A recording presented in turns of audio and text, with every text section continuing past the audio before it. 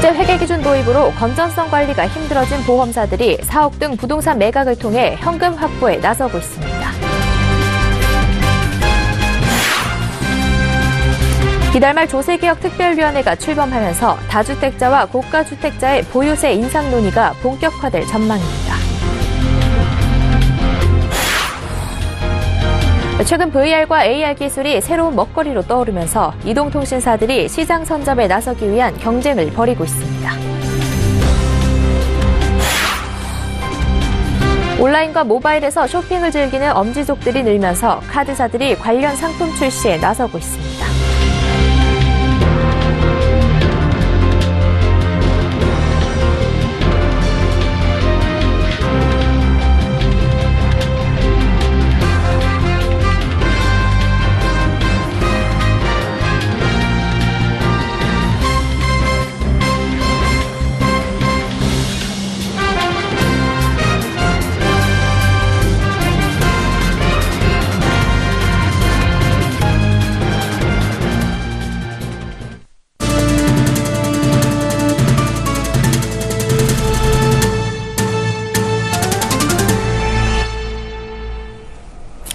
시청자 여러분 안녕하십니까? 센경제 현장 양한나입니다.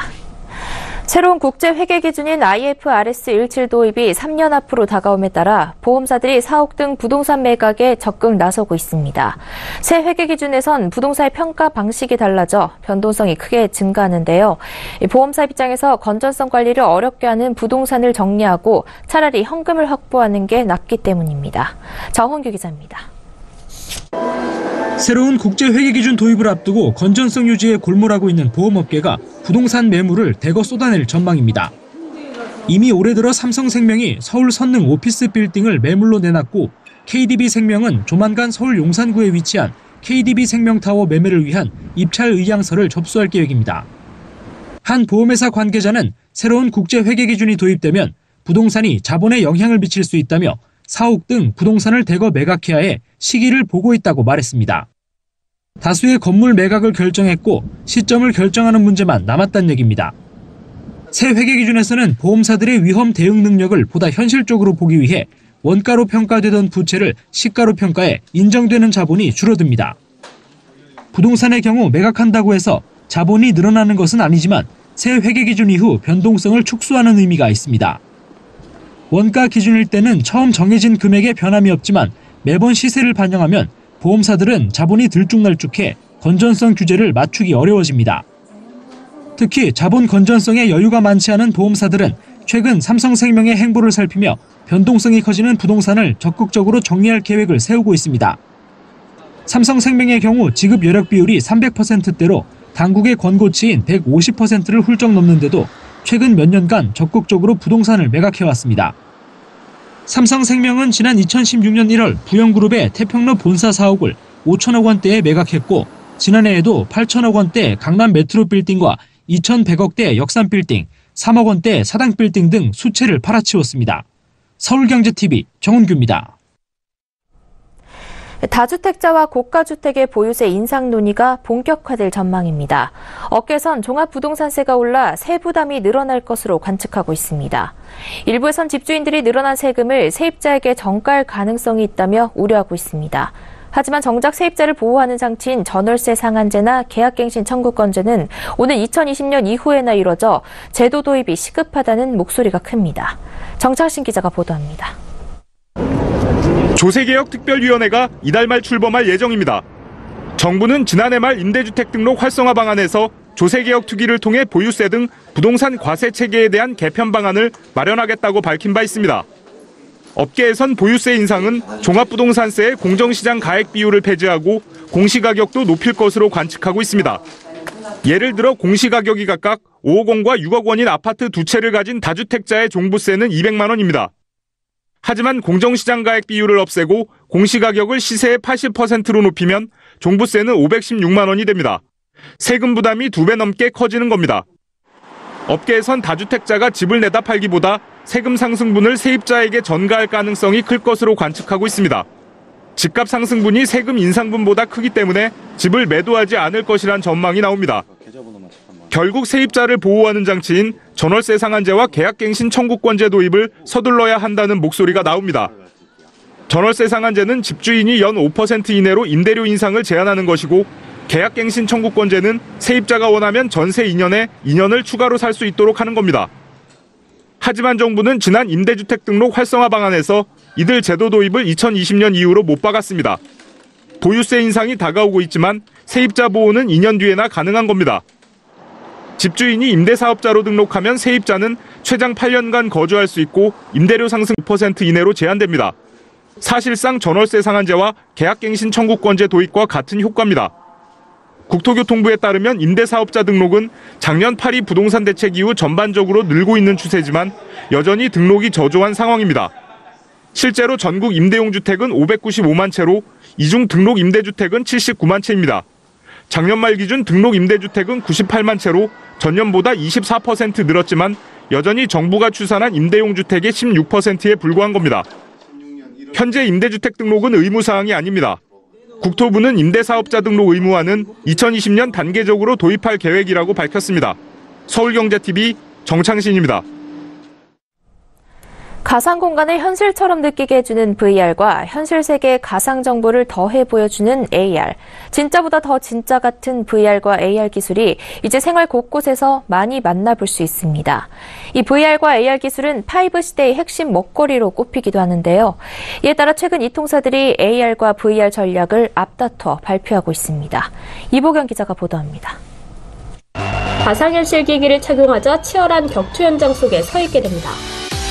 손을 움직이면서 쉴 새 없이 공격을 하고 몸을 이리저리 움직이면서 방어벽을 쌓다 보면 시간이 훌쩍 갑니다. 어드벤처존의 롤러코스터에 올라타면 비명소리가 절로 나올 정도로 스릴이 느껴지고 아이언맨이 돼서 가상현실을 날아다니기도 합니다. KT가 선보인 VR 테마파크입니다. KT는 GS 리테일과 함께 VR 유료 체험 공간 사업에 나서고 앞으로 VR, AR 생태계 활성화를 통해 시장 규모를 1조 원으로 키운다는 계획을 밝혔습니다.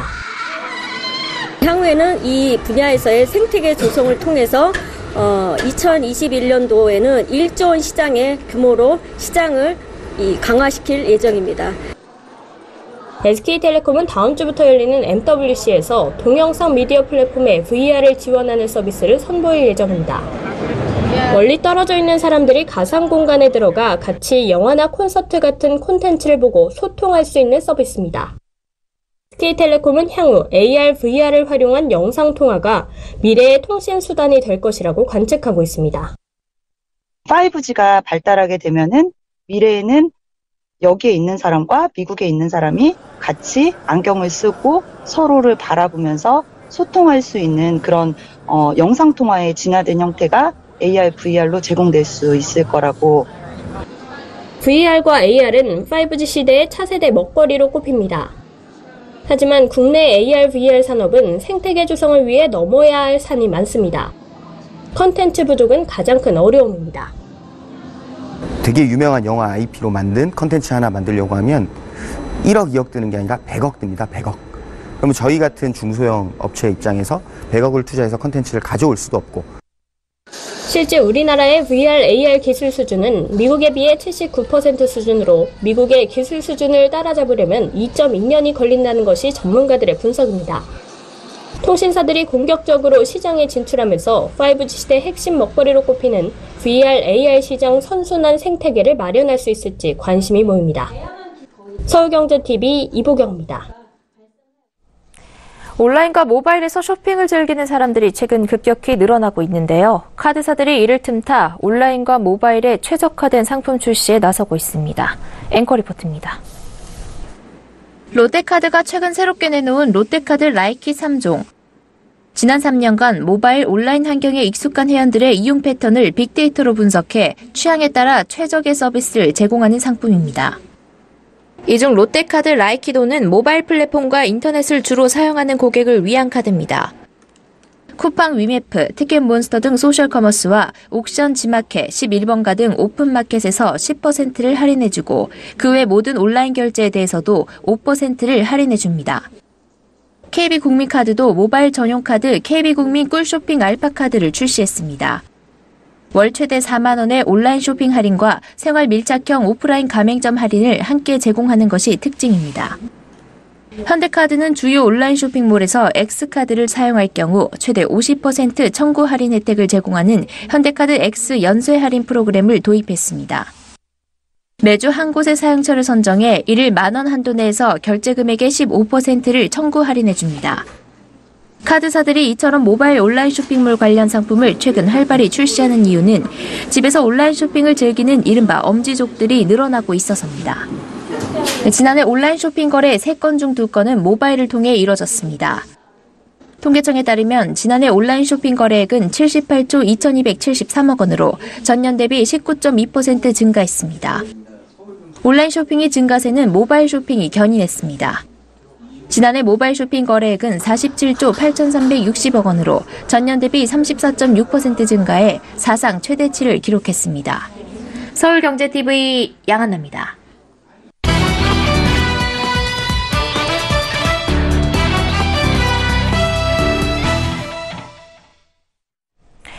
미국이 올해 금리를 4번 올릴 수 있다는 예상이 힘을 얻고 있습니다. 지난해까지는 3번이라는 전망이 많았는데 미국의 1월 고용지표가 호조를 보인 데다 물가 상승률까지 예상치를 웃돌면서 추가 금리 인상 가능성이 떠오른 겁니다. 미국 기준금리가 오르면 국내 기준금리도 계속해서 오를 가능성이 큰데요. 기준금리의 변화는 주식과 환율, 예금과 대출 등 금융 환경에 큰 영향을 미칩니다. 오늘 투데이 포커스에서 이 금리 인상기, 금융 자산을 지킬 수 있는 재테크 전략에 대해 김성훈 기자와 알아보겠습니다. 김 기자, 당장 다음 달 미국이 기준금리를 올릴 가능성이 크고 한국은행도 올해 한두 차례 금리를 올릴 것이란 전망이 나오는데 주식시장에 미칠 영향 어떤 걸까요? 네, 먼저 미국 증시는 이달 초 국채금리 상승과 기준금리 상승에 대한 우려로 폭락한 바 있습니다. 전문가들은 기준금리 인상 전에 우려가 증시에 반영되면서 실제 기준금리 인상 때에는 변동성이 크지 않았던 과거 사례를 볼 때 상반기 증시는 보합이나 소폭 상승할 가능성이 높다고 전망합니다. 다만 하반기에는 아람코와 샤오미, 소프트뱅크 등 대형 글로벌 기업의 IPO가 예정돼 있어 수요보다 공급이 많아지고 여기에 금리 인상이 더해져 증시가 한 번 더 조정받을 수 있다는 우려도 나옵니다.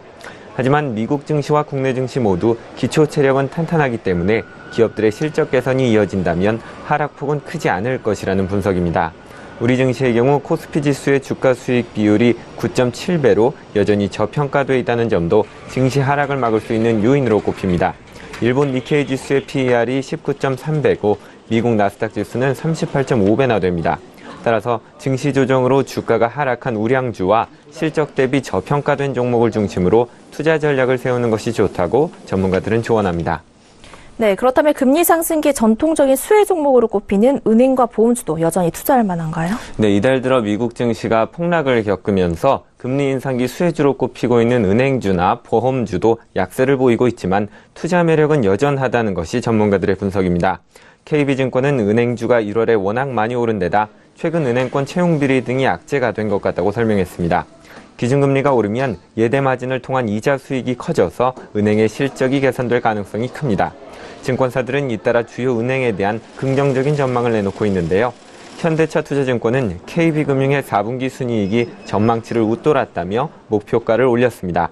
메리츠종금증권도 안정된 성장과 효율적인 위험관리, 저평가 매력 등을 들어 JB금융지주의 목표가를 상향 조정했습니다. NH투자증권은 정책은행의 특수성으로 중소기업 중심의 안정적인 대출 성장이 예상된다며 IBK 기업은행의 목표가를 올려잡았습니다. 보험주에 대한 전망도 좋습니다. 대신증권은 장기 채권금리가 지속적으로 상승하면서 변액보증 준비금 부담이 줄고 신규 투자 수익률 제고에 대한 기대가 커질 수 있다며 보험주가 강세를 보일 것으로 전망했습니다. 보험사들은 고객의 보험금을 채권 등 안전자산에 투자해 운용하는데 채권금리가 높아지면 이자 수익이 커져서 실적이 좋아질 수 있습니다. 채권금리가 상승할 경우 채권 투자 수익률 하락에 대비해 쌓아두는 보증준비금에 대한 부담이 줄고 일정 수준 이상 금리가 오를 경우엔 이미 쌓아둔 보증준비금 일부가 환입될 수도 있습니다. 네, 보통 미국 기준금리가 오르면 달러도 강세를 보이는데요. 달러 투자 전망은 어떻습니까? 네, 지난달 말 1,050선까지 떨어졌던 원달러 환율은 지난 6일에는 1,090선까지 올랐다가 오늘은 1,073.5원으로 마감됐습니다. 일각에서는 미국의 기준금리 인상이 본격적으로 시작되는 3월 이후 달러가 더욱 강세를 보일 것으로 전망합니다. 하지만 글로벌은행과 투자회사 사이에서는 달러 약세가 이어질 것이라는 예측도 나옵니다. 독일 코메르츠방크는 트럼프 정부의 보호무역주의 기조는 기본적으로 달러 강세 요인이지만 동시에 감세와 지출 증가로 적자를 키우는 재정정책을 펼치고 있어서 달러 약세 쪽으로 영향을 미친다고 분석했습니다. 유니크레디트도 경제가 모든 분야에서 활황기에 접어든 시기에 재정부양 정책은 달러의 나쁜 징조라고 우려했습니다. 따라서 달러 강세에 큰 비중을 베팅하는 것은 적절하지 않다는 것이 투자 전문가들의 의견입니다. 달러에 투자하려면 달러 예금에 돈을 넣거나 국내 증시에 상장된 달러 ETF를 매수하면 됩니다. 네, 그 밖에 재테크 팁 또 뭐가 있을까요? 네, 대출 계획을 갖고 있는 분이라면 금리 상승기에는 고정금리 대출이 유리합니다. 하지만 우리나라의 경우 미국처럼 수차례 금리를 올릴 가능성이 낮기 때문에 만기 3년 내에 단기 대출을 생각한다면 고정금리보다 변동금리 대출이 낫다는 것이 전문가들의 조언입니다. 네, 금리 인상기 재테크 팁과 관련해 김서훈 기자와 이야기 나눠봤습니다. 고맙습니다. 감사합니다.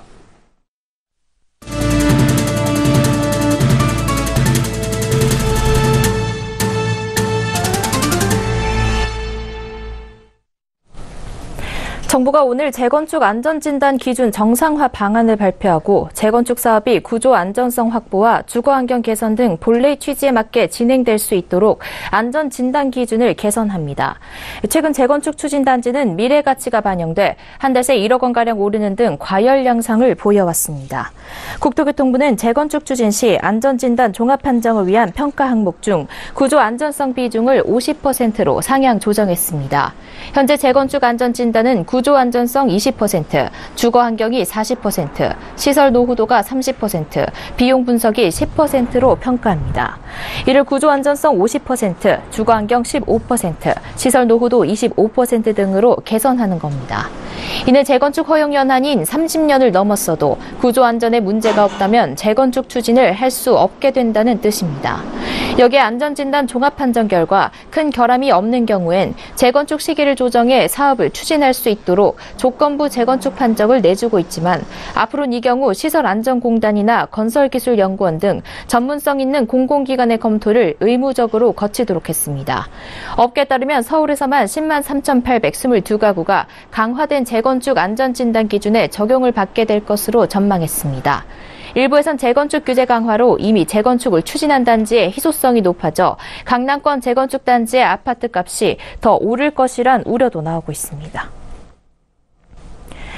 파행을 겪었던 최저임금위원회 회의가 20일 재개됐지만 최저임금 산정 방법을 놓고 노사의 입장은 팽팽히 맞섰습니다. 지난달 말 사용자 편향 발언 논란으로 노동계로부터 사퇴 요구를 받은 어수봉 최저임금위원회 위원장은 이날 세종청사에서 열린 3차 전원회의 시작에 앞서 노동계에 사과를 전하며 8일 노동계와 공익위원 간 비공식 간담회를 통해 갈등이 상당 부분 해소된 만큼 위원장으로서 취임 일을 끝까지 운영하겠다고 밝혔습니다. 오늘 회의에서는 최저임금 산입 범위를 논의했지만 타협점을 찾지 못하고 노사의 입장을 재확인하는 데 그쳤습니다. 사용자위원 측은 현행 최저임금 산입 범위가 외국에 비해 지나치게 협소해 상여금을 비롯해 교통비와 숙식비 등 각종 수당을 최저임금에 포함해야 한다는 입장을 고수하고 있습니다. 반면 근로자위원 측은 최저임금 산입 범위에 수당과 상여금을 포함할 경우 최저임금 인상에 정책적 효과가 나타나지 않는다며 반발하고 있습니다. 조현준 효성 회장이 지난 8일 베트남 응우엔 수원푹 총리를 만난 지 열흘 만에 인도 모디 총리를 만나는 등 글로벌 광폭 행보를 이어가고 있습니다.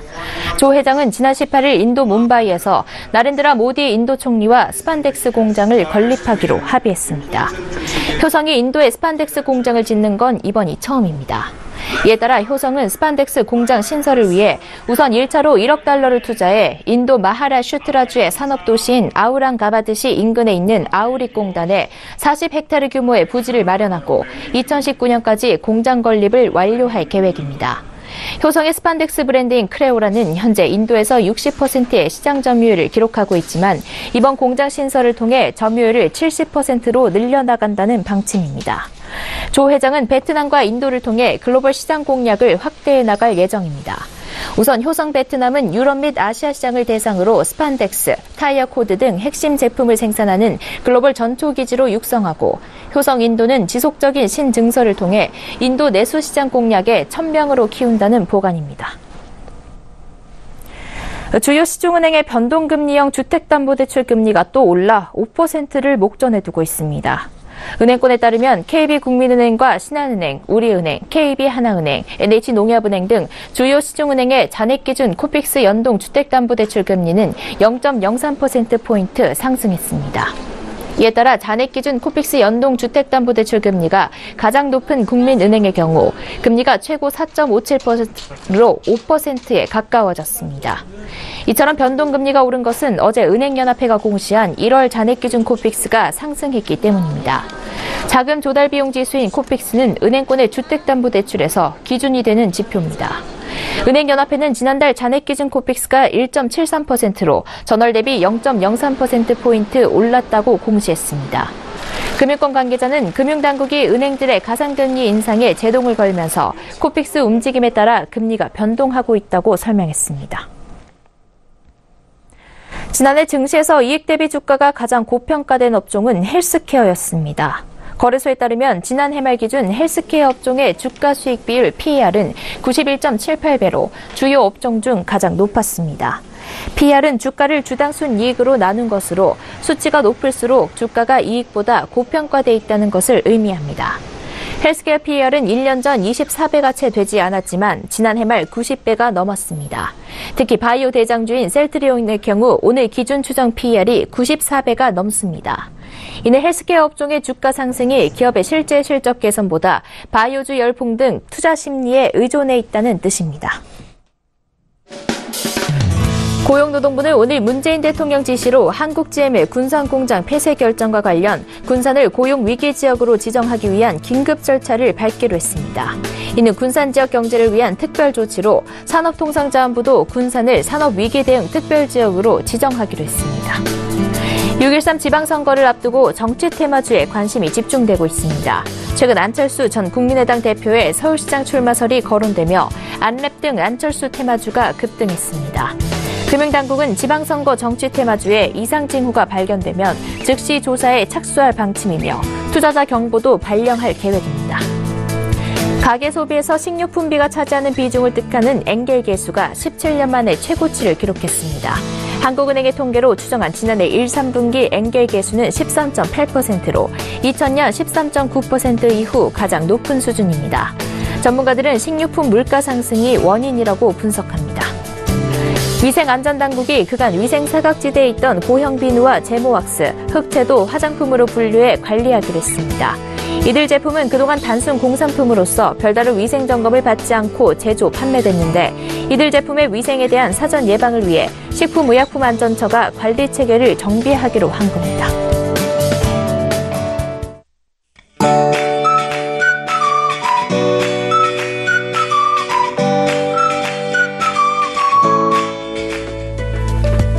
안녕하세요. K웨더 라이프스타일 예보 윤재양입니다.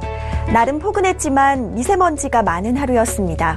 경기 남부와 대전, 전북에는 초미세먼지 주의보가 내려지기도 했는데요. 오늘 저녁 시간에도 남부지방을 중심으로 미세먼지 농도가 높겠습니다. 다행히 내일은 전국에서 미세먼지 농도 보통 단계로 예상됩니다. 내일 대체로 맑다가 저녁부터 구름 많아지겠고요. 기온은 오늘보다 조금 낮겠습니다. 한편 대기가 무척 건조해서 전국 대부분 지방에 건조특보가 이어지고 있는데요. 곳곳에 화재 사고도 잇따르는 만큼 화재 예방에 더욱더 유의하셔야겠습니다. 동계올림픽이 열리는 평창에도 구름이 다소 지나겠고요. 기온은 영하 8도에서 영상 3도의 분포로 예상됩니다. 내일은 중국 산둥반도 부근에 자리한 고기압 가장자리에 들겠습니다. 자세한 지역별 날씨는 나절 예보로 알아보겠습니다. 중부지방 대체로 맑다가 저녁부터 구름이 많아지겠습니다.